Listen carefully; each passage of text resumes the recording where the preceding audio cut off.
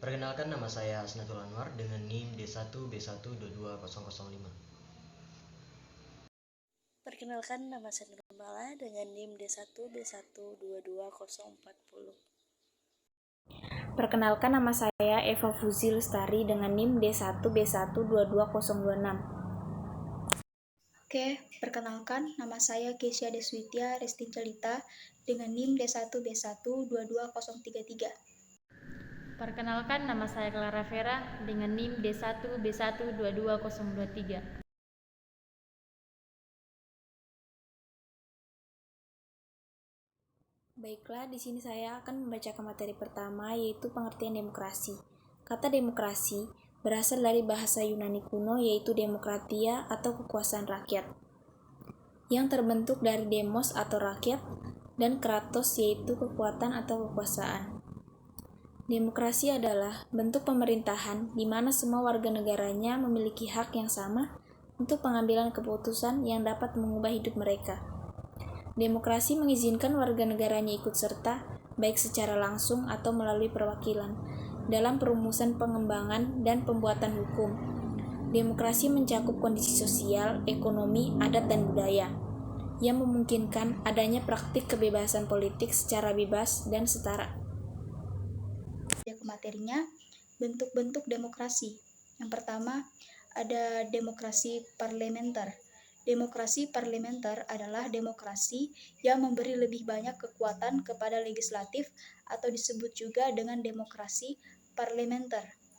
Pihak eksekutif memperoleh hak kekuasaan atas demokrasinya hanya dari legislatif, yaitu parlemen.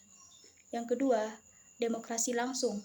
Demokrasi langsung atau demokrasi murni merupakan jenis demokrasi di mana rakyatlah yang memiliki kekuasaan secara langsung tanpa perwakilan, perantara atau majelis parlemen. Demokrasi ini membutuhkan partisipasi luas dalam politik.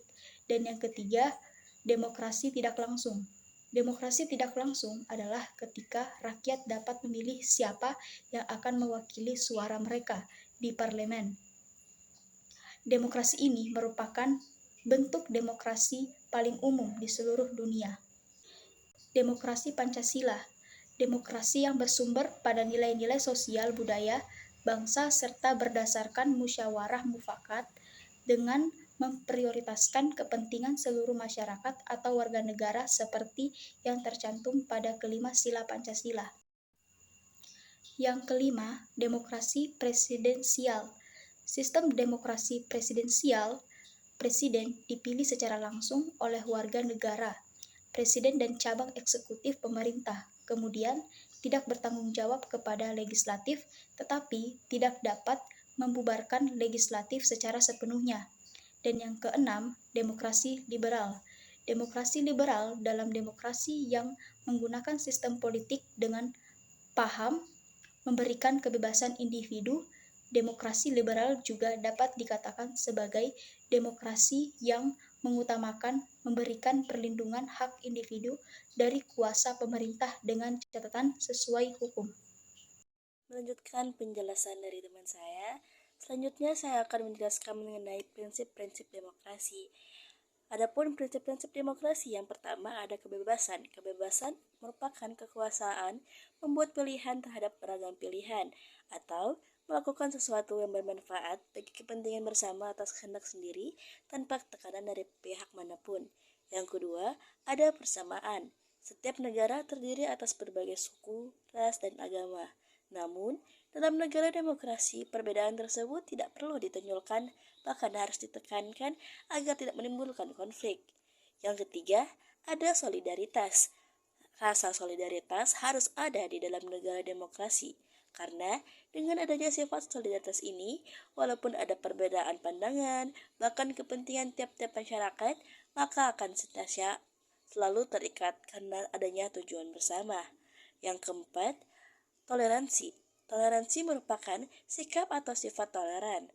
Bersikap toleran artinya bersifat menenggang atau menghargai, memberikan ataupun membolehkan pendirian pendapat, pandangan, kepercayaan, kebiasaan, kelakuan, dan sebagainya yang bertentangan atau berbeda dengan pendirian sendiri.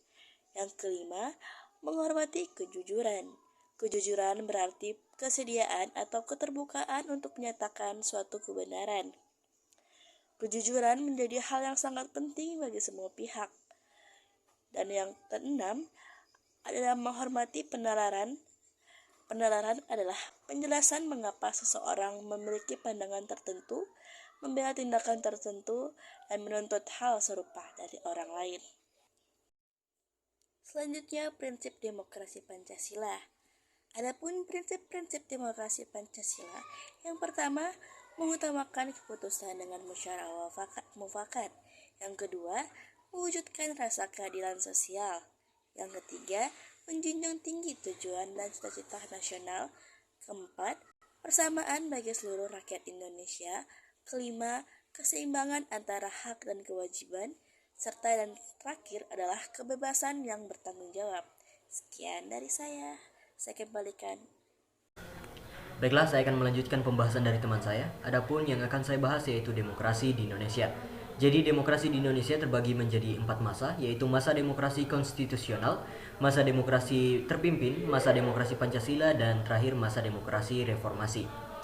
Jadi yang pertama yaitu masa demokrasi konstitusional, dimulai pada tahun 1945 sampai dengan 1959, diproklamirkan dan kemudian diperkuat dalam Undang-Undang Dasar 1949 dan 1950. Namun kurang cocok diterapkan di Indonesia sebab persatuan menghadapi musuh semakin kendor, membuat benih-benih demokrasi, sistem parlementer memberi peluang untuk dominasi partai-partai politik dan Dewan Perwakilan Rakyat. Kemudian yang kedua yaitu masa demokrasi terpimpin, dimulai pada tahun 1959 sampai dengan tahun 1965. Ciri-ciri periode ini ialah dominasi dari presiden, terbatasnya peranan partai politik, berkembangnya pengaruh komunis, dan meluasnya peranan ABRI sebagai unsur sosial politik. Dekret Presiden 5 Juli dapat dipandang sebagai suatu usaha untuk mencari jalan keluar dari kemacetan politik melalui pembentukan kepemimpinan yang kuat. Selanjutnya yaitu demokrasi Pancasila. Pada masa demokrasi Pancasila ini dimulai pada tahun 1965 hingga tahun 1998. Landasan formal dari periode ini ialah Pancasila, Undang-Undang Dasar serta ketetapan MPRS. Dalam usaha untuk meluruskan kembali penyelewengan terhadap Undang-Undang Dasar yang telah terjadi dalam masa demokrasi terpimpin, telah diadakan sejumlah tindakan korektif. Yang terakhir yaitu masa demokrasi reformasi, yaitu dimulai pada tahun 1998 sampai dengan sekarang. Jadi bangsa Indonesia bersepakat untuk sekali lagi melakukan demokratisasi, yakni proses pendemokrasian sistem politik di Indonesia, sehingga kebebasan rakyat terbentuk, kedaulatan rakyat dapat ditegakkan, dan pengawasan terhadap lembaga eksekutif dapat dilakukan oleh lembaga wakil rakyat atau DPR. Terima kasih.